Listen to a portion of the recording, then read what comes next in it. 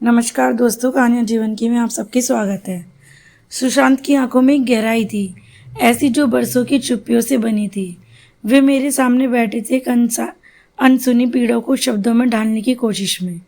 शुभा बचपन से अब तक हमेशा यही लगता रहा कि कल सब ठीक हो जाएगा, लेकिन वो कल कभी आया ही नहीं। माँ चली गई बिना कुछ कहे, और पापा और दादी ने जैसे तय कर लिया था कि उनके बारे में बात ही नहीं करनी।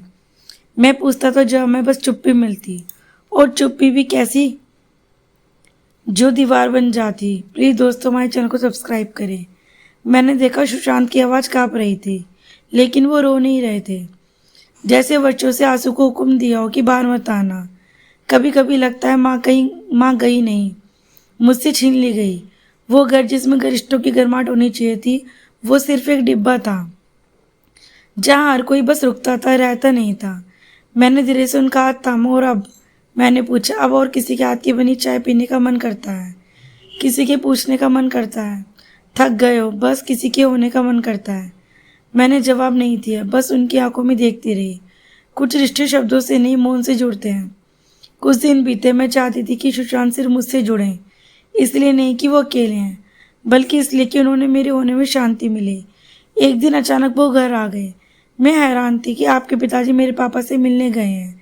मैंने सोचा, क्या मैं कुछ इस समय आपके साथ बिता सकता हूँ? आइए, मैं बोली।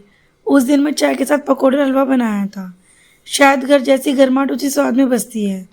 वो बहुत देर तक बस रसोई की खुशबू में आंखें मूंदे बैठे रहे। फिर बोले, सुबह मैं आज माँ से मिला। मेरे हाथ काँप गए। वो अकेली थी स्टोर में, एकदम सामने। उन्होंने मुझे देखा और पहचान लिया। मेरे हाथ को थाम लिया और वो कुछ कहना चाहती थी शायद, पर शब्द ही नहीं मिले। और मैंने हाथ छुड़ा लिया। सुशांत ने फुसफुसाकर कहा, आपने जो कहा था वही याद आ गया कि उन्होंने आपका जीवन जीने दो, और दिल नहीं मानता। मैंने सही किया। मैंने एक लंबी सांस ली, फिर उनका हाथ थामते हुए कहा, आपने खुद को तोड़ा जरूर, पर किसी और की दुनिया को टूटने से बचा लिया। यही तो परिपक्वता, यही तो प्रेम है, जिसमें अधिकार नहीं समझ होती है। उसके बाद सुशांत फुट फुट कर रोए, और इस बार मैंने उन्हें रो लेने दिया, क्योंकि कुछ आंसू ही होते हैं जो आत्मा को हल्का करते हैं। कई महीने बीते, हमारे बीच अब कोई औपचारिकता नहीं थी। एक दिन सुशांत ने धीमे स्वर में कहा, शुभा, मैं टूटा हूँ, बिखरा हूँ, लेकिन अगर तुम साथ हो तो शायद जुड़ सकूँ। मैं नहीं चाहता कि तुम मेरी अधूरी कहानी को पूरा करो। मैं चाहता हूँ कि हम मिलकर एक नई कहानी लिखें। क्या तुम? मैं उनकी आंखों में देखा। उनमें अब एक पीड़ा तो थी, लेकिन अब वो पीड़ा स्थिर थी, जैसे कोई तूफान थक कर किनारे लगा आ गया हो। हाँ, मैंने मुस्कुराते हुए कहा, लेकिन एक शर्त है, तुम्हें खुद को भी माफ़ करना होगा। जो खो गया उसके लिए खुद को कोसना बंद करना होगा। सुशांत ने सिर हिलाया। कोशिश करूँगा, हर दिन हर पल। हम साथ हैं अब मैं जानती हूँ मैं सुशांत की माँ का स्थान नहीं ले सकती, और लेना भी नहीं चाहती।